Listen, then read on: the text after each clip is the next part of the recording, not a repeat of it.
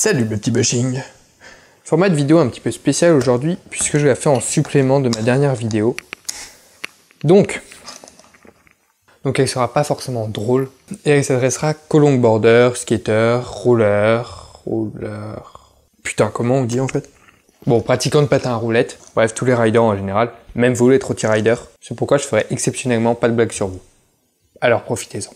Dans ma dernière vidéo, je vous expliquais comment prendre soin de vos roulements et j'ai déconseillé la WD-40 sans vous expliquer pourquoi volontairement. Et ça a fait un peu de débat sur les forums, sur Facebook. Mais aujourd'hui mes petits bushings, il est temps de vous dévoiler la vérité sur la WD-40. Alors à l'origine, elle sert à virer l'eau, d'où le nom Water Displacement. Certes, elle laisse une fine couche de lubrifiant, ce qui va vous suffire pour votre chaîne de vélo par exemple, mais pas pour des roulements de longboard puisque les frictions sont beaucoup plus importantes. En plus, elle a pour défaut d'attirer toutes les petites saloperies comme la poussière ou le sable.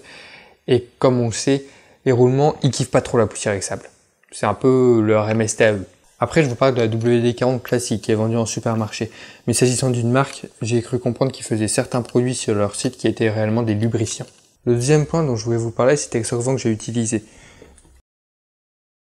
Déjà, j'ai omis de vous préciser, mais il faut l'utiliser dans un environnement ventilé, parce qu'il peut s'absorber par inhalation et provoquer le coma. Dans l'idéal, faites-le dehors. Par contre, chose que je ne savais pas, c'est qu'il faut éviter de porter des vêtements en laine lors de l'utilisation. Je suis d'accord, dit comme ça paraît complètement con, mais les charges électrostatiques de la laine pourraient enflammer l'acétone. Et avoir comme cause de décès un pull en laine, ça en jette pas des masses. Dernier point que je vous ai pas dit sur l'acétone, mais qui me paraît important de préciser, c'est qu'il attaque les matières plastiques. C'est pas gênant quand vous les nettoyez si vous utilisez une bouteille plastique comme la bouteille Bones que j'avais utilisée, mais pour le stocker sur le long terme, il vaut mieux utiliser la bouteille d'origine ou un récipient en fer, en acier ou en aluminium. Mais peu importe le solvant que vous voulez utiliser, je vous conseille de lire déjà les instructions d'utilisation et d'aller sur le site de l'INRS, je vous mettrai le lien dans la description, et d'aller sur publications et outils et sur solvants.